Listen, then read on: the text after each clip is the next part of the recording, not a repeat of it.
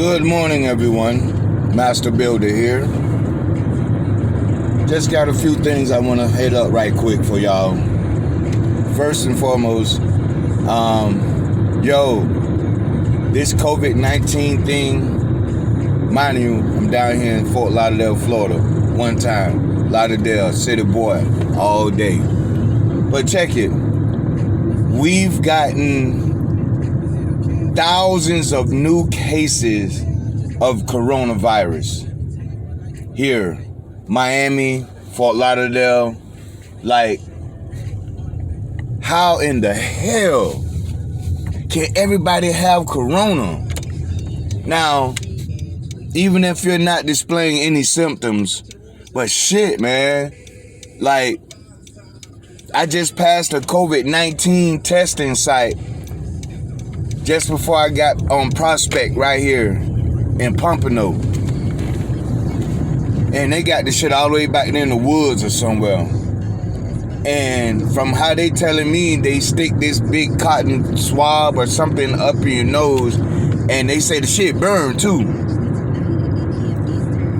First of all, it's not even a mandatory testing that we even do COVID-19. So if this is like strictly volunteer, because that's what it seemed like, it's just strictly volunteer, then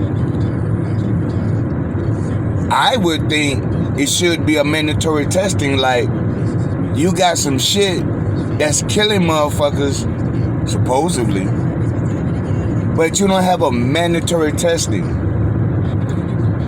Now, in order to do that, you would have to close the whole country down.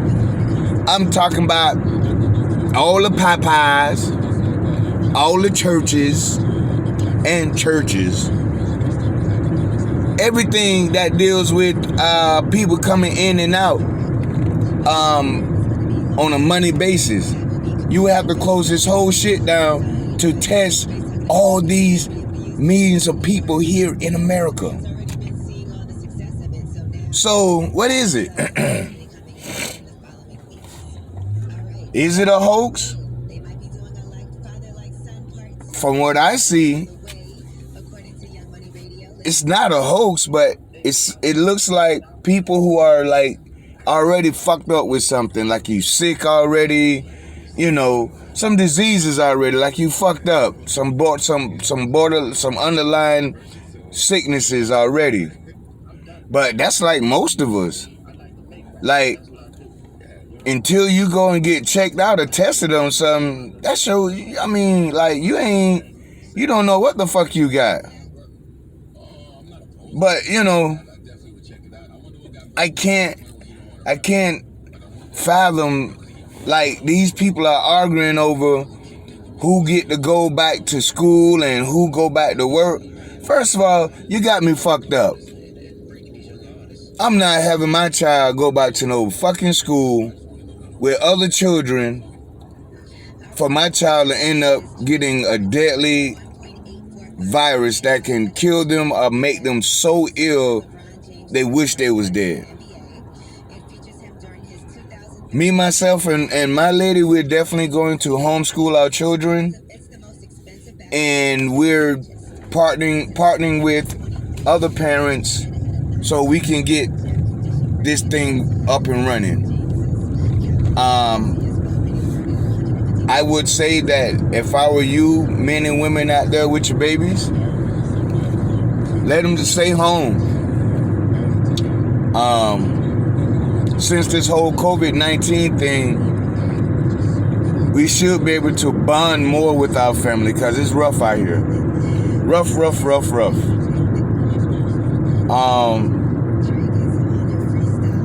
Even me, you know, I have 2 younger daughters, and it's not so easy. You know, our children don't seem to have some, you know, not all. They just don't seem to be, they don't comprehend.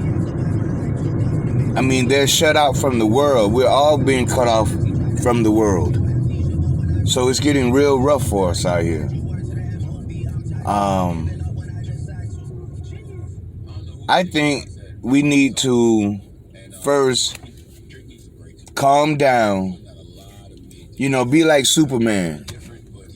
Superman, when he first got here, his powers and stuff was starting to develop. Shit that he didn't even know he had, because when he got here, that's when he started all these superpowers. And I remember when he first started his hearing, his super hearing, he had to literally block all the noise out so he can hear this or that singular sound over there, where he can pinpoint things. It's so much noise in our heads from all these news reporters and news and President Trump and all his aides and from the Democrats and all. Like, this shit is crazy. Like who can we trust? Oh, and voting. Oh my gosh. Like, vote for who? Vote for what? What are we voting for? Because from all the things that have happened to melanated people by the hands of Caucasians, I'm ashamed to say that a lot of things that I just found out that were done to us ancestors, like, how can you sweep this stuff under the rug? Excuse me. How can you sweep this kind of stuff under the rug and you pretending to be a good guy, a good girl of whatever color, okay? The fuck. But if you sitting here with this kind of information and you don't make things prevalent, known, make it here, say, hey, look, this, that happened. Caucasians may not be the ones who put us into this predicament, but their ancestors definitely are, okay? And they're living off the privilege, and they're living off, the way of doing things. Not one Caucasian ever came to me and said, hey, you know what, they did this to your ancestors back in the day, and that was wrong, and we're going to fight against that. They not, and you can't expect them. Now, to get with Nick Cannon and his apology to his working class group. First and foremost, I fuck with Nick Cannon. I rock with him. He's a great man. He's fed so many people. He's turned a lot of zeros to heroes. Do you hear me? The man can feed you, bro. And another thing I also want to say, you got to be careful when you're talking. Speaking the truth and facts is one thing, and you should never hold your tongue when you're speaking the truth and facts. But you have to be careful, and you got to pick your battles like you got to be careful. First of all, he had a real connoisseur of knowledge on his set, Professor Griff. And even though the things that Nick Cannon said, probably was the first out of his mouth, and being that his constituents, his people that signed his checks and he signed contracts with, I think he got so caught up in the realm of being, feeling more powerful as a melanated brother, a human being. And he was with a powerful brother himself.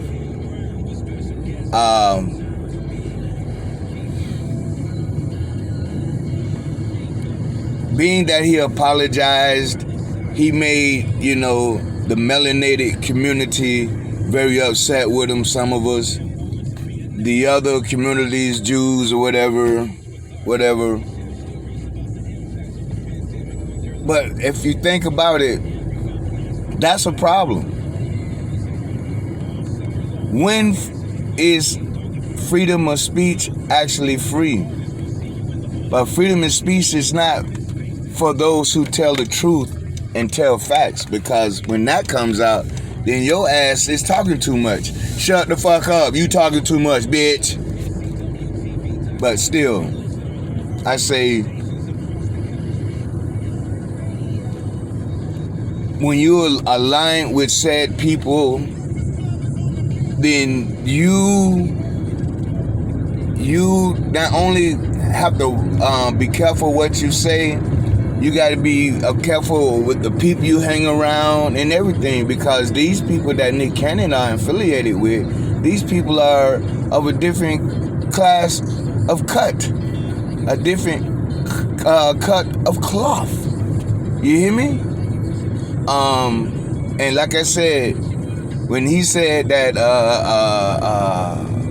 black people are the real Israelites and Hebrews and all that, I mean, first of all, Nick Cannon ain't the first person to ever say something like that. Okay, even when I was coming up younger, I was in Rastafarianism. You know, I had my locks and all that, and you know, I wasn't eating too much flesh or no flesh at one time, and you know, dealing with the teachings of Rastafarianism and the way they did things, and you know, first of all, if it wasn't for Rasta, I'ma say it again. If it wasn't for Rasta, I wouldn't have not even known what I know now.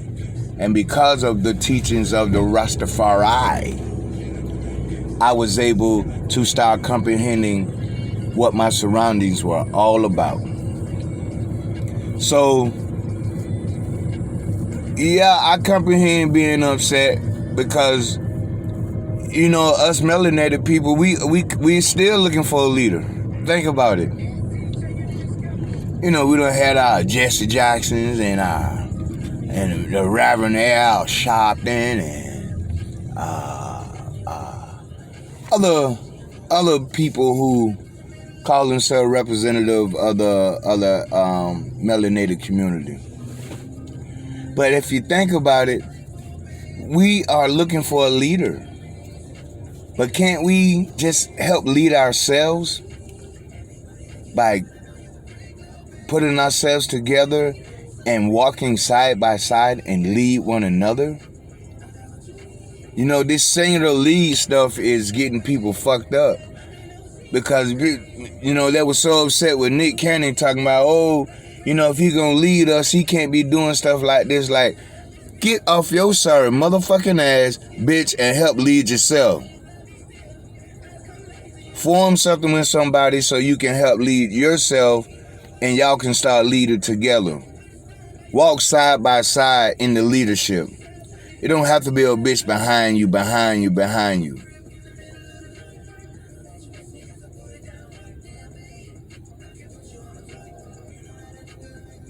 Y'all stay good. I love y'all. Master Builder Podcast. Gonna hit you across the head, baby. Fuck with me.